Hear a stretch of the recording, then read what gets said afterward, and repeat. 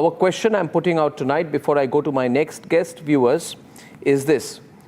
Should Rahul Gandhi be disqualified as the leader of the opposition for taking an openly Maoist line? I'm not even saying pro-Maoist line. I'm saying he's taking a Maoist line. Should Rahul Gandhi be disqualified as LOP for taking an openly Maoist line? You heard Harish Salve there, Mahesh Jethmalani. How would you like to take this forward? Because Rahul Gandhi's defense is, see, I'm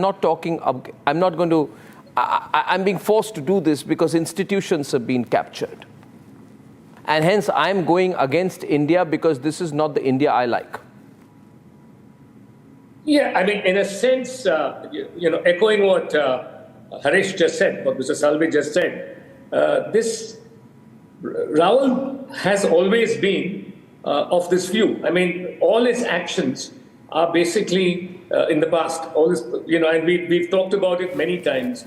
The MOU with the CCCP, senior leaders of the Congress going and asking Pakistan to dislodge Prime Minister Modi's government, being at one with George Soros, who's a sworn enemy of India and has tried many attempts to destabilize India. So this is a pattern. Right now, I think Rahul Gandhi said the gloves are off. The facade of being a Democrat, I am going to throw off. And what Harish says, I echo that sentiment as well. I have a feeling now that he is going to stoop to extremely treacherous levels. And that means he's going to take the help of powers, which he already has. I mean, he has already been mixed up with people who are inimical to India, whether it is the Chinese state, whether it is Pakistan, whether it is Soros, and the deep democratic state, which mercifully is about to exit in America.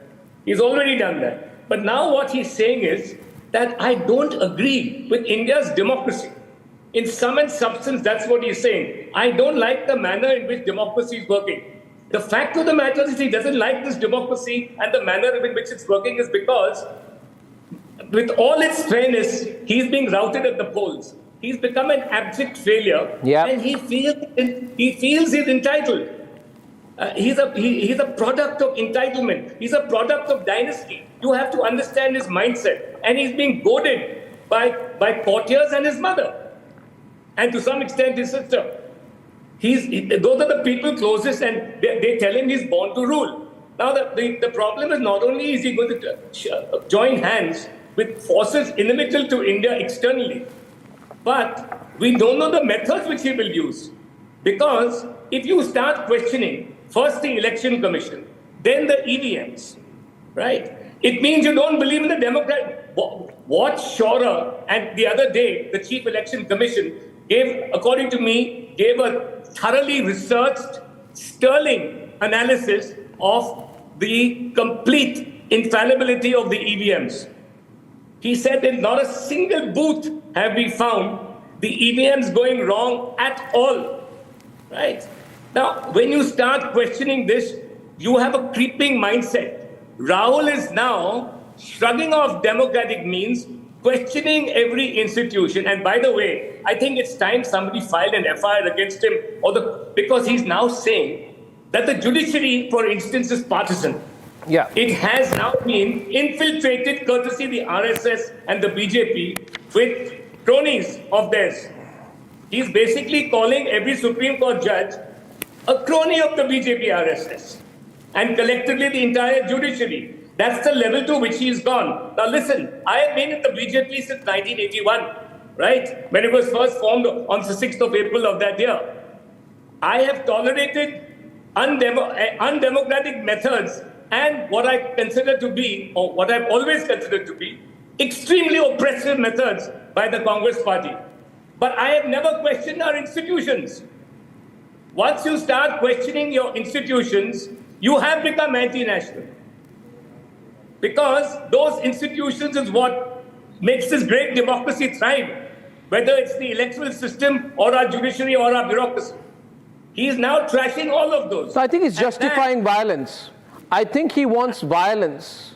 Right now he's justifying it. He's creating that very well thought narrative for violence in the country.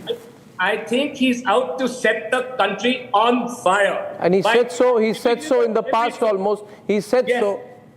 Yes, either by caste divisions or by religious divisions.